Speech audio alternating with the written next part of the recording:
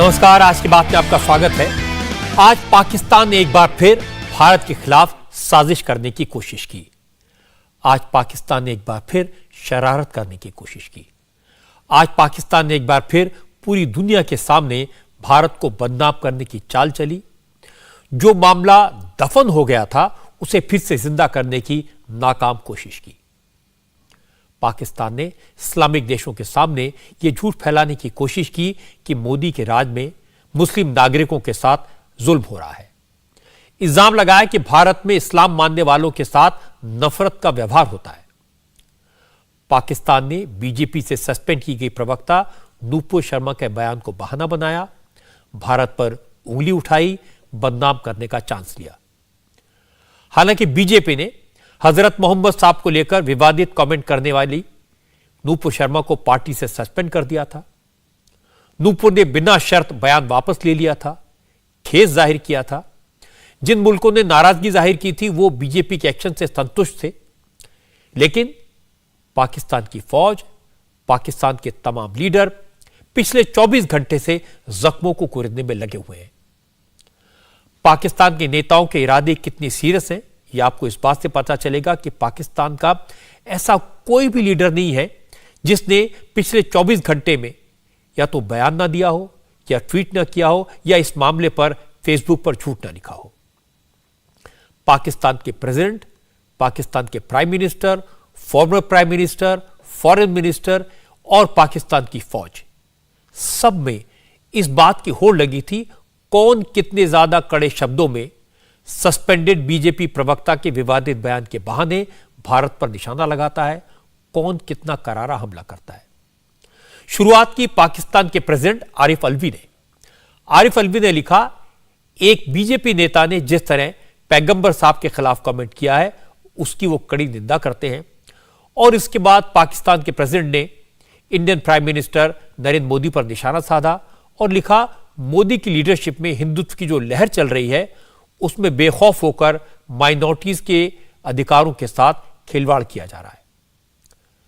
पाकिस्तान के वजीर आजम शहबाज शरीफ कैसे पीछे रह सकते थे। उन्होंने कल रात 8:15 बजे इस मुद्दे पर 2 ट्वीट किए। उनके लफ्ज वही थे जो पाकिस्तान के प्रेसिडेंट ने लिखे थे। फर्क इतना था कि शहबाज शरीफ ने इंटरनेशनल कम्युनिटी से यह कहते हुए भारत को सजा देने की अपील की कि यहां मुसलमानों पर जुल्म हो रहा है। पाकिस्तान के फॉरेन मिनिस्टर बिलावल भुट्टो ने भी ट्वीट किया। बिलावल ने लिखा, बीजेपी और भारत सरकार को पैगंबर साहब के खिलाफ किए गए कमेंट की निंदा करनी चाहिए। पाकिस्तान के फॉरेन मिनिस्ट्री ने इस इशू को ट्वीट किया, लेकिन उसके लफ्ज बिलावल भुट्टो जैसे ही थे। पाकिस्तान की आर्मी की तरफ से भी इस पर ट्वीट किया गया। पाकिस्तान में आर्मी के ट्विटर हैंडल से लिखा गया कि भारत में मुसलमानों के खिलाफ नफरत बढ़ती जा रही है, इसलिए इस तरह के कमेंट किए जा रहे हैं। पाकिस्तान की information broadcasting minister Maryam Aurangzeb ने बाकायदा प्रेस कॉन्फ्रेंस की और कहा, बीजेपी की लीडर के कमेंट से दुनिया भर के मुसलमान नाराज हैं, गुस्से में हैं। और पाकिस्तान ने इंडियन हाई कमिश्नर के अफसरों को तलब किया, अपना एतराज जताया भारत के सामने। पहले पाकिस्तान का एक गुमराह करने वाला बयान सुनिए। सबसे पहले तो जो बीजेपी के जो नुमाइंदे हैं और अरकान हैं उनकी तरफ से जो हजूर सल्लल्लाहु अलैहि वसल्लम की शान में गुस्ताखी हुई उसकी मैं शदीद अल्फाज में मज़म्मत करती हूँ। बल्कि मेरे पास अल्फाज ही नहीं है कि जिस किस्म की ये शर पसंदी, फितना पसंदी, ये जो एक पस्त जहनीत की अक्कासी हुई है, इसकी मैं शदीद अल्फाज में मज़म्मत भी करती हूँ। और तकलीफ़ भी बहुत पहुँची जब ये हमने सुना कि ये हुआ है, क्योंकि हजूर सल्लल्लाहु अलैहि वसल्लम आका करीम की हुर्मत, इज़्ज़त और हुर्मत के लिए हम कटने को भी तैयार हैं, मरने को भी तैयार हैं, और इसके ऊपर किसी किस्म की कोई चीज़ जो है वो बर्दाश्त से बाहर है। ये बीजेपी की जो जहनीत है, उनकी जो पस्त जहनीत है, शर पसंदी, बीमार जहन की ये अक्कासी करता है। तो इसकी मैं शदीद मज़म्मत भी करती हूँ। और ये भी बताना चाहती हूँ कि जो इंडियन एम्बेसी में चार्ज डी अफेयर्स हैं उनको भी डिमार्श किया गया है, और वज़ीर आज़म की सतह के ऊपर भी इसकी कॉन्डमनेशन आई है, और तमाम पॉलिटिकल पार्टीज़ जो इस वक्त कोलिशन में हैं, और इसमें कोई तफरीक नहीं बल्कि ये हर मुसलमान की जो दिल की इस वक्त फीलिंग है ये उसकी भी अक्कासी करता है। हमारे देश के इंटरनल मामलों में बोलने की पाकिस्तान की आदत इतनी है कि रूलिंग पार्टी और ऑपोजिशन लीडर्स एक ही भाषा बोलते सुनाई दिए। इमरान खान ने तो इसे लेकर काफी तीखा ट्वीट किया। इमरान ने कहा कि मोदी सरकार भारत में मुसलमानों के खिलाफ लगातार उकसावे की कार्रवाई कर रही है, मुसलमानों के खिलाफ हमले हो रहे हैं, इसलिए ओआईसी यानी इस्लामिक देशों के संगठनों को भारत के खिलाफ सख्त एक्शन लेना चाहिए। इमरान की पार्टी के नेता और पाकिस्तान के former foreign minister Shah Mahmood Qureshi ने कहा, वो जरा सुनिए, वो कह रहे हैं कि इस बयान से मुसलमानों को लेकर मोदी सरकार की सोच सामने आ गई है। उन्होंने जो गुस्ताखी की है और 1 अरब से ज्यादा मुसलमानों की दिलाजारी की है, उसमें पूरी उम्मा में एक गम गुस्से की लहर है। सऊदी अरब, ओमान, कुवैत, बहरीन और कई ममालिक ने अपने रद्द-ए-अमल का इजहार कर दिया है। बहैसियत साबिक वजीर खारजा के मुझे इल्म है कि इस्लामोफोबिया को किस तरह ये जो ट्रेंड बढ़ता जा रहा है उसको किस तरह तहरीक इंसाफ की हुकूमत ने इमरान खान साहब के कहने पर उसके सामने बंद बांधने की कोशिश की। तहरीक इंसाफ की तरफ से इमरान खान साहब का ट्वीट कल ही आ गया था और आज मैं पार्टी की तरफ से उसकी मजम्मत भी करता हूं और तमाम दीनी हलकों से ये अर्ज करूंगा कि ये हमारे ईमान और अकीदे का हिस्सा है और पूरी कौम को यकजा होकर इस सोच की लिए सब आरा होना होगा।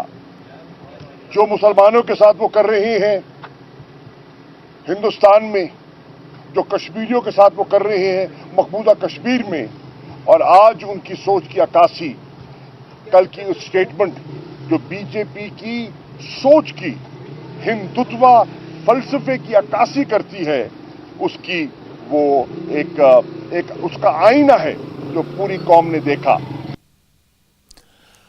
पाकिस्तान की इस शरारत का भारत के विदेश मंत्रालय ने करारा जवाब दिया, जिसका मतलब यह था कि पाकिस्तान को भारत की अक़लियतों के बारे में बयानबाजी करने से पहले अपने गिरेबान में झांक कर देखना चाहिए।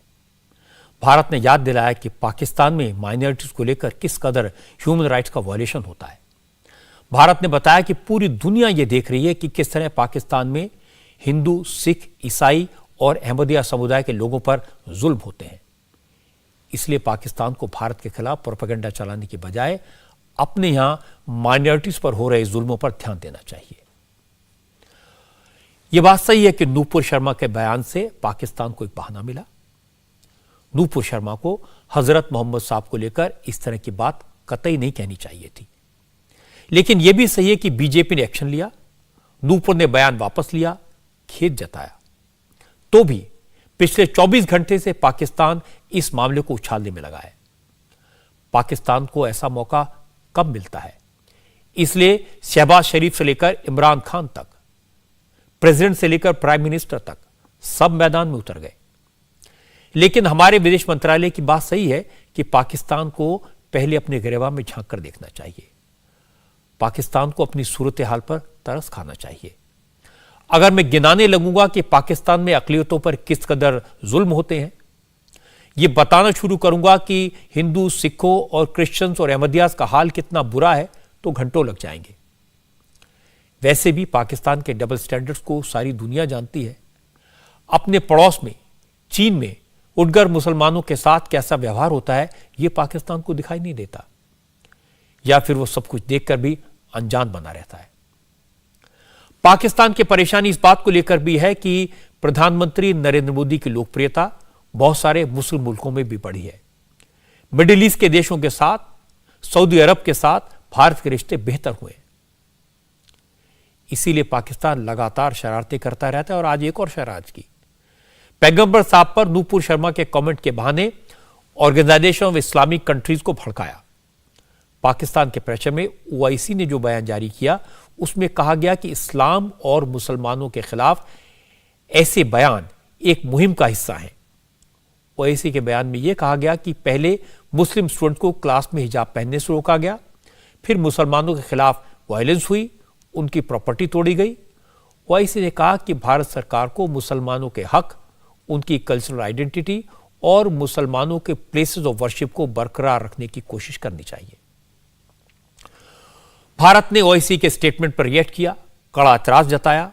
फॉरेन मिनिस्टर ने ओवैसी के बयान को गैर जरूरी और नैरो माइंडेड यानी छोटी सोच वाला बताया। उन्होंने कहा कि भारत सभी धर्मों का, सभी मजहबों का सम्मान करता है, यह भारत की संस्कृति है। पिछले दिनों कुछ लोगों ने जो कमेंट किए वो भारत सरकार का स्टैंड नहीं है और जिन्होंने कमेंट किए उनके खिलाफ एक्शन लिया जा चुका है। इसके बावजूद ओवैसी ने अपने स्टेटमेंट में जो बातें कही हैं उससे साफ है इस संगठन ने मोटिवेटेड, गुमराह करने वाली और शरारत से भरी बातें कही हैं। ऐसे लग रहा है जैसे ओवैसी किसी के कहने पर डिवाइसिव एजेंडा चला रहा है। विदेश मंत्रालय ने बिना नाम लिए बता दिया कि ओवैसी ने यह स्टैंड पाकिस्तान के प्रोवोकेशन पर लिया और यह भी बता दिया कि ओवैसी को भारत के अंदरूनी मामलात में दखल देने का कोई हक नहीं है। नोट करने वाली बात यह है कि जिस कतर ने सबसे पहले नूपुर शर्मा के बयान पर एतराज जताया था वो भारत के एक्शन से संतुष्ट है, उसे अब कोई प्रॉब्लम नहीं है। लेकिन हमारे अपने मुल्क में कई ऐसे नेता हैं जो इस मामले को जिंदा रखना चाहते हैं और बीजेपी की सस्पेंडेड प्रवक्ता के बयान को लेकर नरेंद्र मोदी को घेरना चाहते हैं। इनमें सबसे आगे हैं असदुद्दीन ओवैसी। ओवैसी ने आज कहा कि अगर उनके कहने पर भारतीय मुसलमानों की मांग पर प्रधानमंत्री नरेंद्र मोदी ने पहले ही एक्शन ले लिया होता तो आज गल्फ कंट्रीज को दखल देने का मौका नहीं मिलता और रिश्ते खराब नहीं होते। मैं देश के प्रधानमंत्री को जब भिवंडी में मैं जनसभा को एड्रेस कर रहा था उस वक्त भी प्रधानमंत्री से अपील किया कि आप देश के प्रधानमंत्री हैं, आप अपने नेशनल स्पोक्स पर्सन के खिलाफ एक्शन लीजिए। ये गलत कहा उन्होंने, मगर देश के प्रधानमंत्री टस से मस नहीं हुए। और 10 दिन के बाद क्योंकि गल्फ कंट्रीज में यह मसला बहुत बड़ा हो चुका था, इसलिए हालत मजबूरी में देश के प्रधानमंत्री ने अपने नेशनल स्पोक्स पर्सन के खिलाफ एक्शन लिया। ये सरासर गलत है। गलत इसलिए है क्योंकि एक्शन तो आपको 10 दिन पहले लेना था, जब मैं बहैसियत एक भारत के इंडियन सिटीजन के, मेरा मजहब मुसलमान, मैं मुसलमान हूं, हम आपसे अपील कर रहे हैं, डिमांड कर रहे हैं कि आप एक्शन लीजिए। अब एक्शन नहीं लेते आप, क्यों एक्शन नहीं लिया आप बताइए देश के प्रधानमंत्री। क्या असदुद्दीन ओवैसी का डिमांड, क्या असदुद्दीन ओवैसी की आवाज फॉरेन कंट्री के लीडर से कम है क्या? आप मेरे प्रधानमंत्री हैं, आपको मेरी बात सुननी चाहिए। आप फॉरेन कंट्रीज के लीडर्स को खुश करना चाहते हैं, आप उनकी तकलीफ को समझते, हमारी तकलीफ को नहीं समझते। आप कौन समझेगा हमारी दिली तकलीफ को? इसके बाद ओवैसी ने जो कहा वो थोड़ी खतरनाक बात है। ओवैसी ने कहा कि अगर बीजेपी के नेता इसी तरह के भड़काऊ बयान देते रहे तो हो सकता है इससे नाराज होकर गल्फ कंट्री में रहने वाले इंडियंस के खिलाफ हिंसा हो जाए। इसके बाद ओवैसी ने यह भी कह दिया कि भारत की एंटी मुस्लिम पॉलिसी से नाराज होकर सऊदी अरब ने भारत को महंगा तेल बेचने का फैसला किया। अगर ये गल्फ कंट्रीज में इंडियंस के खिलाफ हॉस्टिलिटी बढ़ जाएगी तो क्या होगा? अगर ये लोग हॉस्टिलिटी शुरू कर देंगे और हेट वायलेंस वहां पर शुरू हो जाएगा इंडियंस के ऊपर, तो कौन जिम्मेदार है? प्रधानमंत्री जी बताइए। कि इसका मुझे जो एप्रीहेंशन है, अगर कल इजिप्ट, सऊदी अरेबिया कुछ अगर वो अपनी पॉलिसी में तब्दील करते और ये कहेंगे कि नहीं सुएज कनाल से इंडिया के गुड्स नहीं गुजर सकते, कौन जिम्मेदार है प्रधानमंत्री इसका बताइए। सातवीं बात, क्या यह बात सच नहीं है कि किंगडम ऑफ सऊदी अरेबिया ने जो भारत को ऑयल बेचता है $2 से उस ऑयल को बढ़ाकर $6 कर दिया? और बोलिए ज्ञानवापी, और बोलिए, बोलिए और बोलिए, गालियां दीजिए। मुसलमानों को, इस्लाम को अब ये $2 से $6 कर दिया है। और प्रधानमंत्री बताना पड़ेगा देश को, अमेरिका को रेट नहीं बढ़ा, सऊदी अरेबिया ने ऑयल बेच, वही रेट पे बेच रहे हैं। भारत को $2 से $6 कर दिए। प्रधानमंत्री कौन सी फॉरेन पॉलिसी आपकी? तो आप ये कहना चाहते हैं कि मुस्लिमों के साथ यहाँ पे हो रहा है, इस वजह से बढ़ा दिया? नहीं, मैं ये कह रहा हूं कि आपकी फॉरेन पॉलिसी जो है बिल्कुल नाकाम फॉरेन पॉलिसी है। कैसे सऊदी अरेबिया हमको $2 से $6 में बेच रहा है, अमेरिका को $2 में बेच रहा है? क्यों भाई? सऊदी अरब की तरफ से भारत को जो तेल बेचा जा रहा है उसकी कीमतों लेकर ओवैसी ने आधा सच आधा झूठ बोला। ओवैसी की बात सच है कि सऊदी अरब ने भारत को बेचे जाने वाले तेल की कीमतें $2 से बढ़ाकर $6 कर दी हैं। लेकिन ओवैसी ये बताना भूल गए कि तेल की कीमतें सिर्फ भारत के लिए नहीं बढ़ाई गई। सभी एशियाई मुल्कों को सऊदी अरब ने इसी कीमत पर तेल बेचने का फैसला किया है, जिसमें चाइना भी शामिल है और जापान भी शामिल है।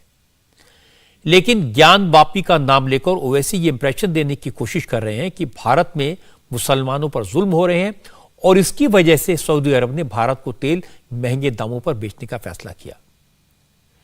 लेकिन उन्हें यह नहीं बताया कि बाकी एशियाई देशों को भी सऊदी अरब महंगा तेल क्यों बेच रहा है। सच तो यह कि सऊदी अरब ने भारत समेत तमाम एशियाई मुल्कों को बेचे जाने वाले तेल की जो कीमत बढ़ाई है उसका मुसलमानों से कोई लेना देना नहीं है, न ज्ञान वापी से न किसी के बयान से। रशिया और यूक्रेन के बीच जो लड़ाई चल रही है उससे जो संकट पैदा हुआ है उसकी वजह से सऊदी अरब ने तेल महंगा किया है। यह बात उस अखबार के आर्टिकल में भी छपी थी जिसका उदाहरण ओवैसी दे रहे थे, लेकिन वो इस बात को गोल कर गए। आज ओवैसी ने यह भी कहा कि नूपुर शर्मा के मामले में सिर्फ उन्हीं की पार्टी ने आवाज उठाई, वो सारी पार्टियां खामोश रहीं जो खुद को सेक्युलर कहती हैं। ये जितने सो कॉल्ड सेक्युलर पार्टीज है इनके मुंह में भी दही जम गई थी। सिर्फ हम ही बोल रहे थे एज अ पॉलिटिकल पार्टी, और केरला में मुस्लिम लीग बोल रही थी। पॉलिटिकल पार्टीज का दूसरे तमाम जो सो कॉल्ड सेक्युलर पार्टी वो तो बोल ही नहीं रहे थे, कुछ नहीं बोल रहे थे, अब बोल रहे हैं कल से। हम तो, आप गवाह हैं मीडिया के लोग, हम तो शुरू दिन से बोल रहे हैं। हैदराबाद में हम लोग जाकर कंप्लेन किए, पूरे उलेमाओं को ऑर्गेनाइजेशन साथ लेकर एफआईआर दर्ज हुआ, मगर पूरे secular party, so called secular parties कल रात से अचानक हरकत में आ गए। ओवैसी की यह बात सही है कि नूपुर शर्मा के कमेंट को लेकर सिर्फ वही बोले, लेकिन ये बात आधी सही है क्योंकि साथ साथ वो कह रहे हैं कि बाकी पार्टियां चुप रही। दूसरी पार्टियां बोली, जरा देर से बोली, थोड़ा कम बोली। आज इस मुद्दे पर राहुल गांधी ने ट्वीट किया।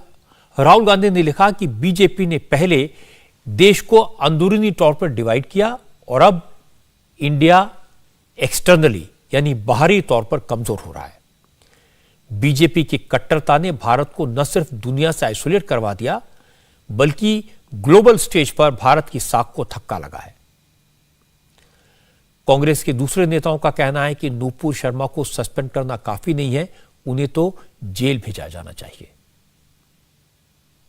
सिर्फ ये कि उनको पार्टी से निकालना चाहिए था, बल्कि उनके खिलाफ कानूनी कार्रवाई करनी चाहिए।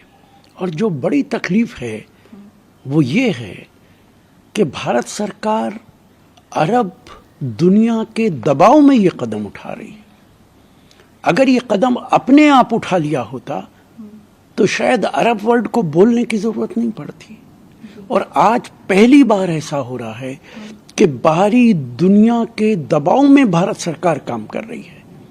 ये एक गलत मिसाल है और भविष्य के अंदर हम पे जो भी दबाव डालेगा हम उसके दबाव में झुक जाएंगे।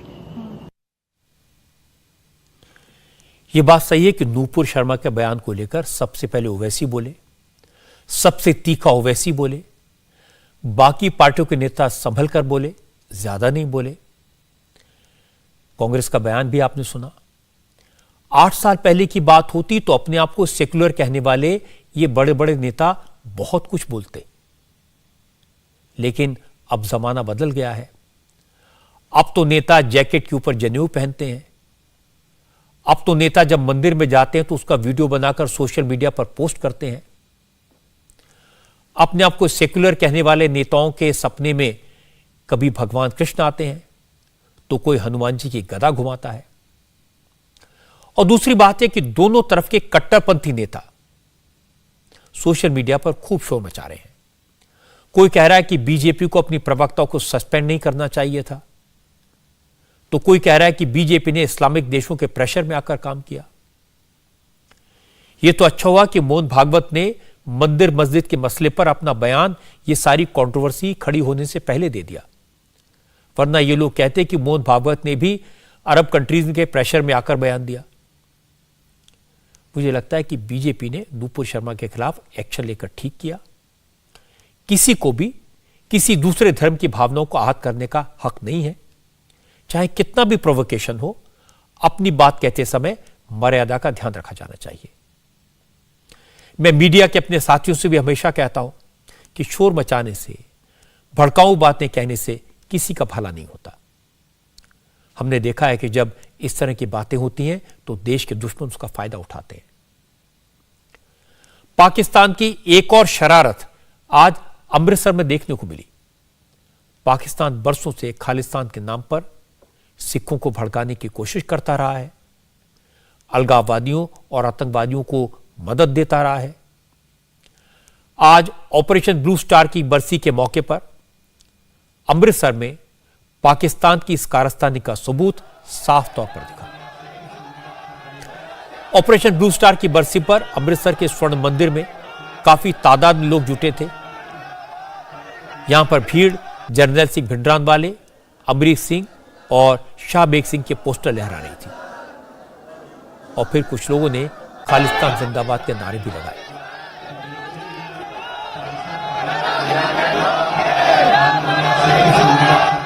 ऑपरेशन ब्लू स्टार 1984 में चलाया गया था, जिसका मकसद स्वर्ण मंदिर को आतंकवादियों से मुक्त कराना था, जिस पर खालिस्तान समर्थक आतंकवादियों ने कब्जा कर लिया था। उन्हें पाकिस्तान से मदद मिल रही थी, हथियार भेजे जा रहे थे। आतंकवादी पंजाब में आम लोगों को निशाना बना रहे थे। उस समय की प्रधानमंत्री श्रीमती इंदिरा गांधी ने हिम्मत वाला फैसला किया। आर्मी ने ऑपरेशन ब्लू स्टार के जरिए स्वर्ण मंदिर को आतंकवादियों से मुक्त कराया था। आज उस ऑपरेशन के 38 साल बाद जर्नैल सिंह भिंडरानवाले और अमरीक सिंह जैसे लोगों को हीरो बनाने की कोशिश की गई।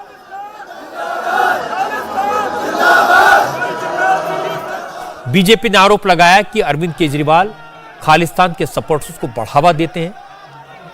एक बार फिर वो पंजाब का माहौल खराब करने की कोशिश कर रहे हैं। बीजेपी के प्रवक्ता मनजिंदर सिंह सिरसा ने कहा कि देश विरोधी ताकतों के खिलाफ एक्शन तुरंत होना चाहिए।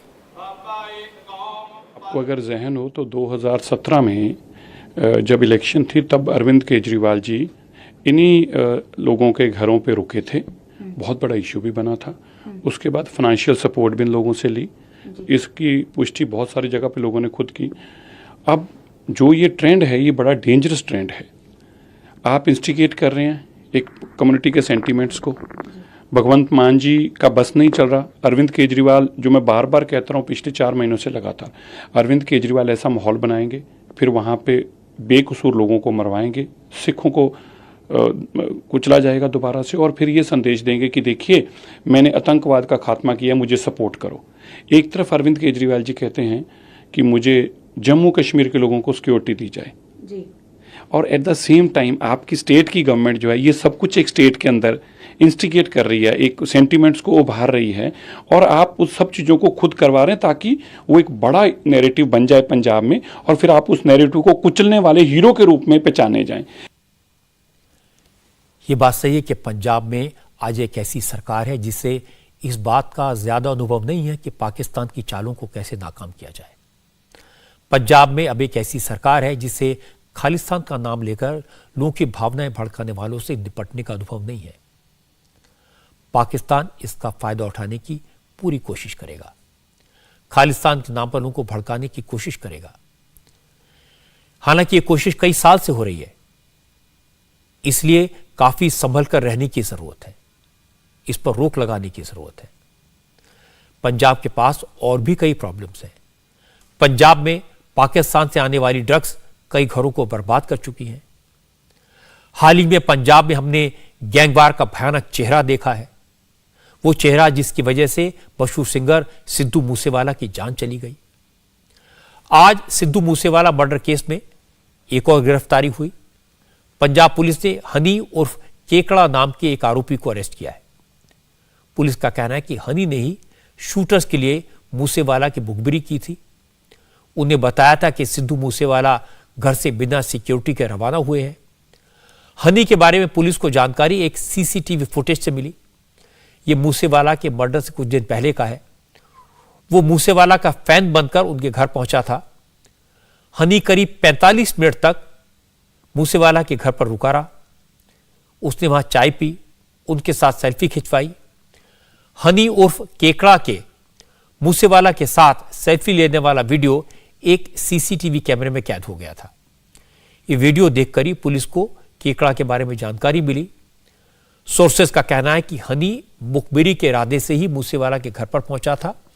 वो ये अंदाजा लगाने गया था कि मूसेवाला के घर पर कितनी सिक्योरिटी है, कितने हथियारबंद जवान तैनात हैं।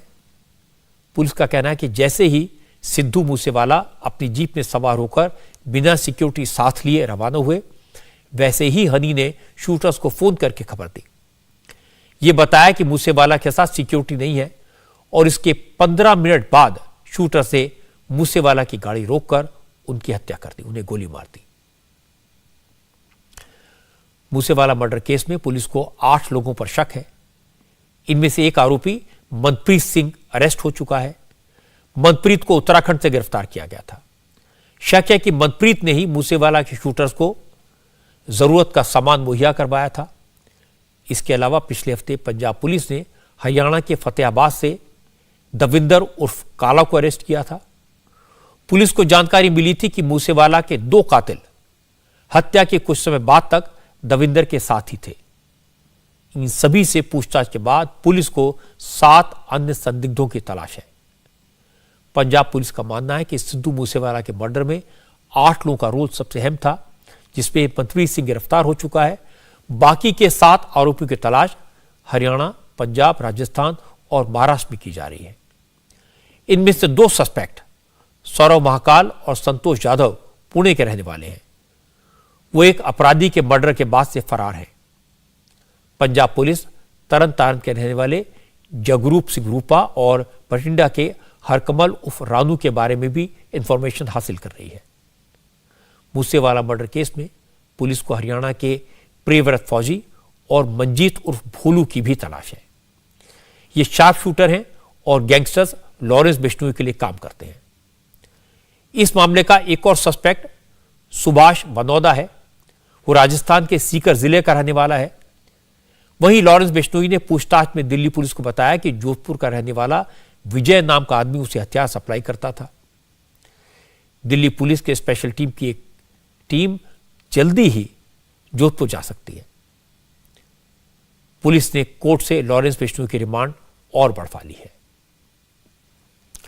राहुल गांधी कल सिद्धू मूसेवाला के फैमिली मेंबर से मिलने जाएंगे। इससे पहले आज सचिन पायलट ने सिद्धू मूसेवाला के गांव में जाकर उसकी फैमिली से मुलाकात की, उन्हें हिम्मत बंधाई। पायलट ने कहा कि मूसेवाला की हत्या लोगों को डराने की नीयत से की गई है।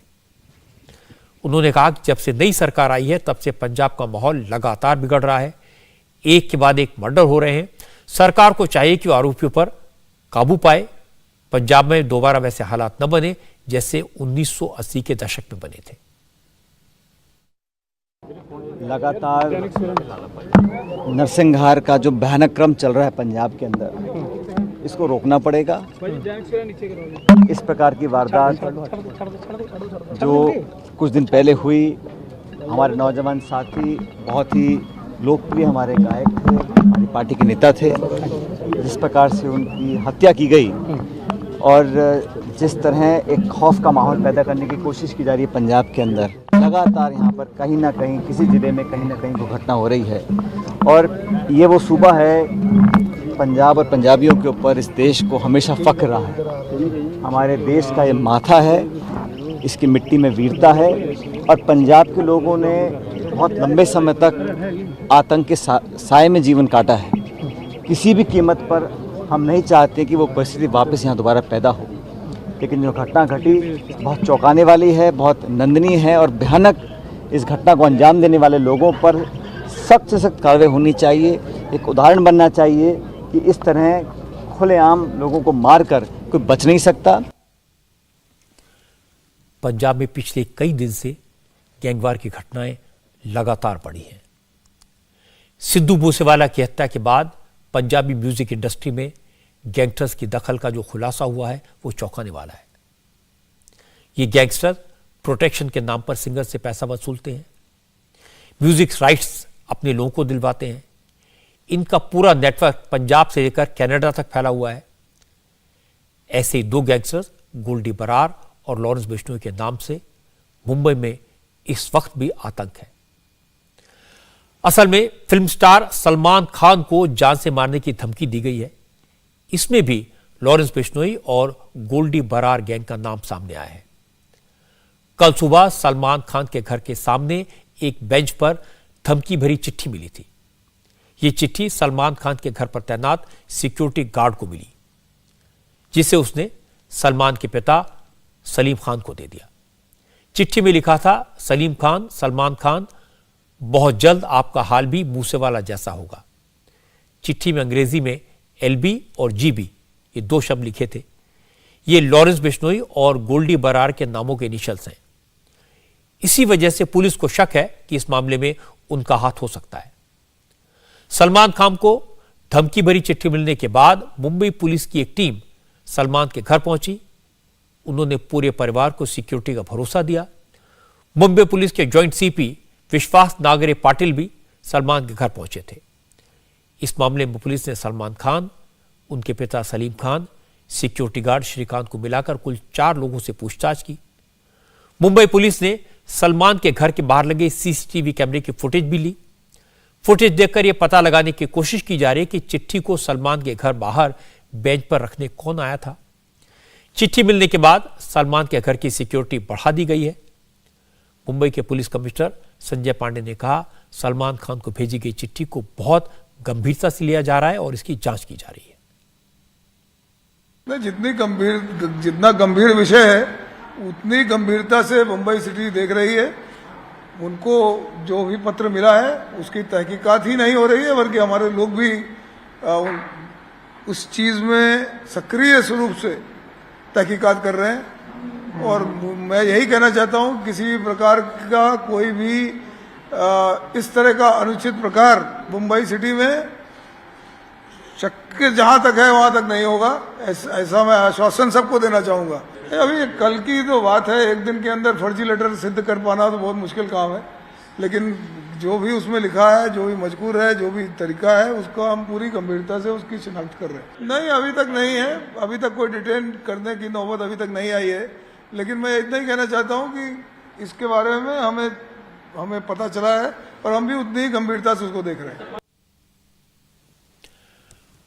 पंजाब पुलिस की एक टीम भी चिट्ठी के बारे में पूछताछ के लिए सलमान के घर पहुंची थी। इसी दौरान गैंगस्टर लॉरेंस बिश्नोई ने सलमान खान को धमकी भरी चिट्ठी में अपना हाथ होने से इनकार किया है। यह गैंगस्टर इस वक्त दिल्ली पुलिस के स्पेशल सेल के रिमांड पर है। पुलिस सोर्सेस का कहना है कि कई साल पहले लॉरेंस बिश्नोई गैंग ने सलमान खान को मारने का प्लान बनाया था। वो ब्लैक बक के शिकार का बदला लेना चाह रहा था। फिल्म रेडी की शूटिंग के दौरान सलमान खान को टारगेट करने की साजिश रची गई थी। सलमान खान को मारने की सुपारी लॉरेंस बिश्नोई के करीबी नरेश शेट्टी को दी गई थी। लॉरेंस बिश्नोई से जुड़ा गैंगस्टर संपत नेहरा मुंबई में कई दिन तक रहा था। वो गैंग के बाकी मेंबर्स के साथ वाशी में रुका हुआ था। संपत नेहरा ने शूटर के साथ सलमान खान के घर की रैकी भी की थी, लेकिन वो अपने लिए मौका तलाश पाने में नाकाम रहा। सलमान खान सुपरस्टार हैं, इसमें तो कोई शक नहीं है। भारत के बाहर भी उनकी बहुत बड़ी फैन फॉलोइंग है। और जिस तरह से बिश्नोई गैंग ने पिछली बार उनके मर्डर का प्लान बनाया था, जिस तरह की रैकी की थी, जिस तरह की तैयारी की थी, उसको देखते हुए जो धमकी मिली है, जो शरारत मिली है, उसको बहुत सीरियसली लेने की जरूरत है और इसकी गंभीरता से जांच होनी चाहिए। और मुझे उम्मीद है कि मुंबई पुलिस सलमान की सिक्योरिटी का भी ध्यान रखेगी, क्योंकि उनका जो लाइफस्टाइल है उसमें उनको बाहर जाना पड़ता है, लोगों से मिलना पड़ता है, कई बार वो खुद अकेले साइकिल लेकर निकल जाते हैं। इसलिए इस मामले को गंभीरता से लेने की जरूरत है। एक बड़ी खबर आज कानपुर से भी आई। कानपुर में दंगे के मामले में पुलिस ने अब तक 40 लोगों को गिरफ्तार कर लिया है। 38 लोगों को पहले ही अरेस्ट कर लिया गया था, जबकि 2 लोगों की गिरफ्तारी आज तब हुई जब कानपुर पुलिस ने शहर में दंगाइयों के पोस्टर्स लगाए। सीसीटीवी और मोबाइल फुटेज से तस्वीरें लेकर कानपुर पुलिस ने आज 40 दंगाइयों के पोस्टर शहर के अलग अलग हिस्सों में लगा दिए। लोगों से इन्हें पहचानने की अपील की, जानकारी देने वालों की पहचान सीक्रेट रखने का भरोसा दिया। इसका असर भी दिखा। लोगों ने 4 लोगों के बारे में जानकारी दी, जिसमें से 2 लोगों को अरेस्ट भी कर लिया गया है। पुलिस के अफसरों का कहना है कि अभी कुछ और लोगों की फोटो रिलीज की जाएगी, एक भी दंगाई को बख्शा नहीं जाएगा। देखिए, मैं जनता से अपील करूंगा कि आपके क्षेत्र में हिंसा, आगजनी, तोड़फोड़ करने वाले लोग कभी भी अच्छे नहीं हैं और आप उनको पहचानें, उनके बारे में हमें बताएं।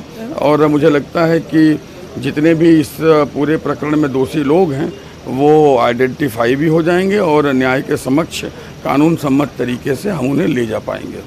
और भी फोटोग्राफ्स डेवलप हम कर रहे हैं, वो ले आएंगे।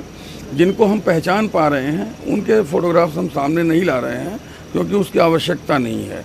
तो कुल मिला के हमारा उद्देश्य है कि सबकी पहचान हो जाए, उसके लिए हम कार्य कर रहे हैं। पुलिस ने इस मामले में अब तक 4 एफआईआर दर्ज की हैं। इस केस में जो तीसरी एफआईआर फाइल की गई है, उसमें जो बातें कही गई वो काफी चौंकाने वाली हैं। चंदेश्वर हाते इलाके में रहने वाले एक शख्स की तरफ से यह एफआईआर दर्ज कराई गई है। उसका कहना है कि 3 जून को दंगाइयों की एक भीड़ हाथों में हथियार लेकर ये नारे लगा रही थी कि चंदेश्वर हाते और परेड इलाके में रहने वाले सभी हिंदुओं को मार दो, ये काफिर मुस्लिम इलाके में कैसे रह सकते हैं। ये सभी लोग बीजेपी और आरएसएस के एजेंट हैं। आज कानपुर पुलिस ने इसी इलाके में फ्लैग मार्च किया और लोगों को सुरक्षा का भरोसा दिया। Joint commissioner of police Anand Prakash Tiwari mike लेकर अनाउंसमेंट कर रहे थे। फॉरेंसिक टीम ने भी इस इलाके का दौरा किया और सबूत कलेक्ट किए। कानून का उल्लंघन करने की कोशिश ना करें, कानून व्यवस्था को किसी भी तरह से छेड़छाड़ करने की कोशिश ना करें। जो भी समझदार लोग यहाँ पर हैं, वो अपने साथियों को भी, अपने आसपास वालों को भी अच्छी तरह से इस चीज को समझाएं। हम सब आपके लिए हैं, आपकी सुरक्षा के लिए हैं और आप इस प्रकार से अपना कार्य करते हैं, अपनी दुकानें, अपना व्यवसाय, अपना दैनिक कार्य वो आप करें। हम सब आपके लिए यहाँ पे हैं और हम ये विश्वास दिलाते हैं कि किसी भी प्रकार की समस्या आपके साथ यहाँ पे हम नहीं आएंगे। अब तक की जांच में पुलिस को यह भी पता चला है कि कानपुर में दंगों के लिए मोबाइल फोन और व्हाट्सएप का जबरदस्त इस्तेमाल किया गया। दंगों के मास्टरमाइंड हयात जफर हाशमी को पुलिस गिरफ्तार कर चुकी है। उसके मोबाइल में 141 व्हाट्सएप ग्रुप मिले हैं। उसी ने जुमे के दिन बंद की कॉल दी थी। जिस दिन दंगे हुए उस दिन इन व्हाट्सएप ग्रुप्स के मेंबर मार्केट में कितनी दुकानें बंद हैं, किन को बंद कराना है, इसे लेकर लगातार फोटो अपलोड कर रहे थे। पता यह भी चला है कि कानपुर के अलावा दूसरी जगहों में भी दंगा फैलाने की साजिश थी। 6 मोबाइल फोन से 16,000 से ज्यादा मैसेजेस भेजे गए। इसके अलावा पुलिस ने 8 ऐसे सोशल मीडिया अकाउंट्स की पहचान की है जिनसे भड़काऊ पोस्ट किए जा रहे थे। दंगाइयों के खिलाफ सख्त एक्शन ले रही कानपुर पुलिस उन लोगों पर भी एक्शन ले रही है जिन्होंने किसी न किसी तरह हिंसा करने में मदद की थी। इसी सिलसिले में कानपुर के डिप्टी पड़ाव इलाके में एक पेट्रोल पंप को सील कर दिया गया है। दरअसल जांच के दौरान यह पता लगा कि दंगाइयों ने इस पेट्रोल पंप से बॉटल्स में पेट्रोल खरीदा और फिर उसे पेट्रोल बम के तौर पर इस्तेमाल किया। प्रशासन के पास पहले भी इस तरह की शिकायतें आई थी कि दंगाई बोतलों में तेल भरकर उसे पेट्रोल बम के तौर पर यूज करते हैं।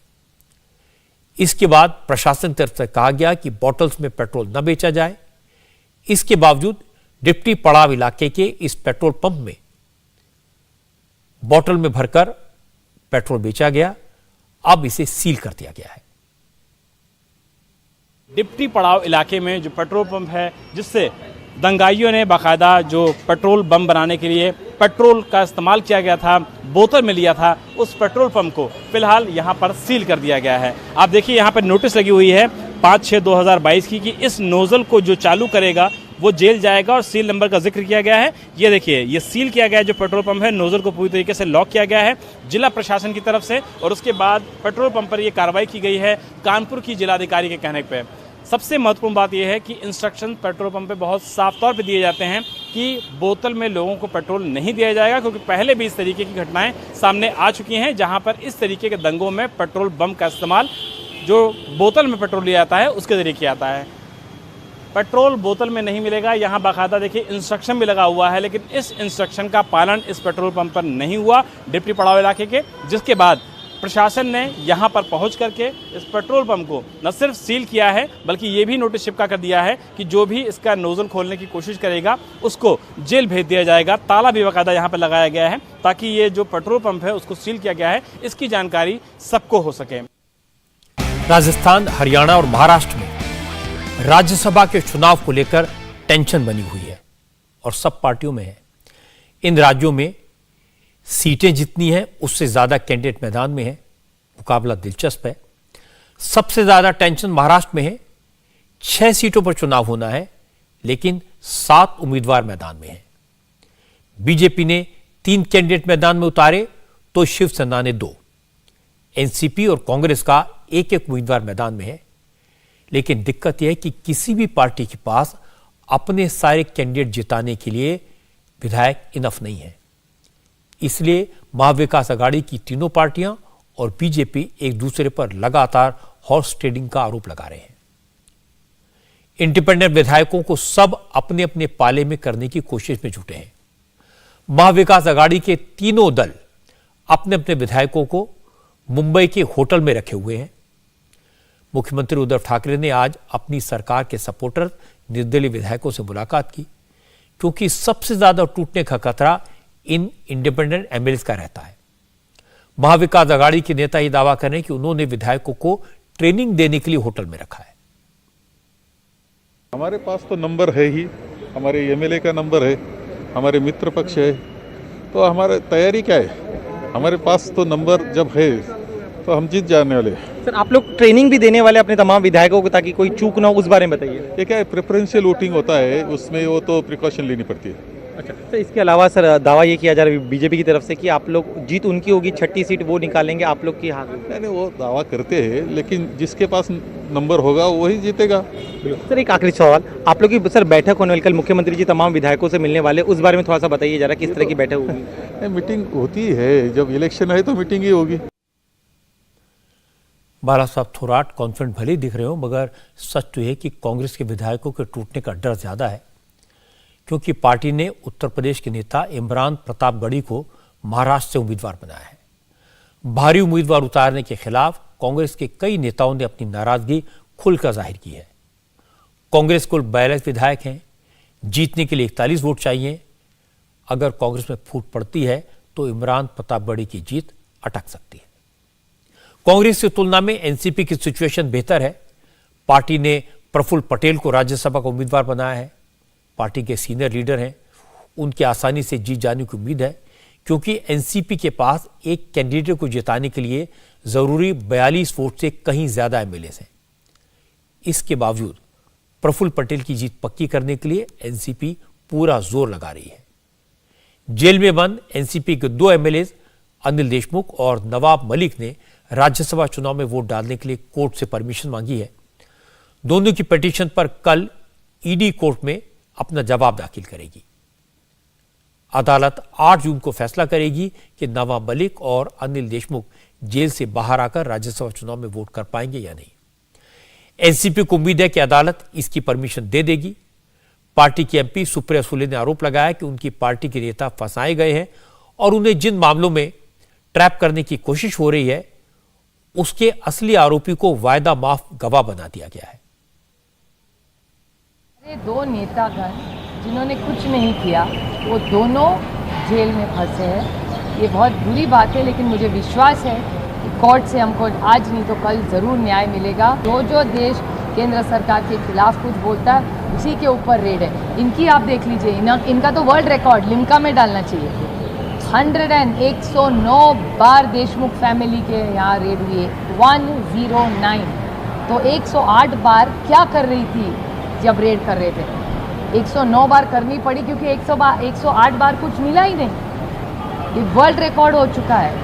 This is just shocking and disappointing, एक बात। और दूसरी बात जो मुझे आश्चर्य लगता है कि जिस आदमी पे ही सारे आरोप है वही आज माफी का साक्षीदार हो रहा है। राजस्थान में राज्यसभा चुनाव को लेकर सस्पेंस बना हुआ है। एक सीट का मामला फंसा हुआ है।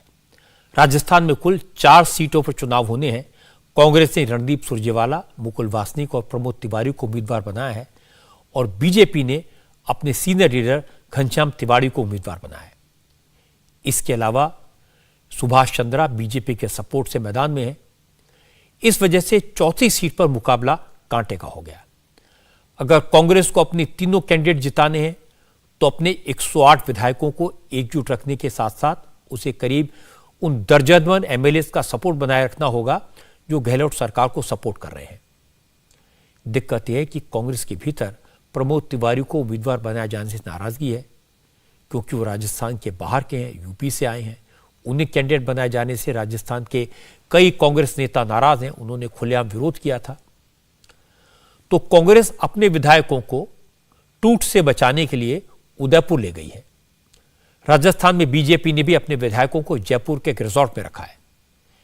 बीजेपी को घनश्याम तिवारी को जिताने में तो कोई दिक्कत नहीं होगी, लेकिन उसके सपोर्ट से मैदान में उतरे सुभाष चंद्रा को 11 एडिशनल वोट की जरूरत है। इसके लिए उन्हें इंडिपेंडेंट और छोटी पार्टियों के एमएलए की मदद हासिल करनी होगी। आज जब बीजेपी ने अपने विधायकों को रिजॉर्ट में ठहराया तो उस पर सवाल उठे। बीजेपी के नेताओं ने कहा कि विधायकों को ट्रेनिंग देने के लिए रिजॉर्ट लाया गया है।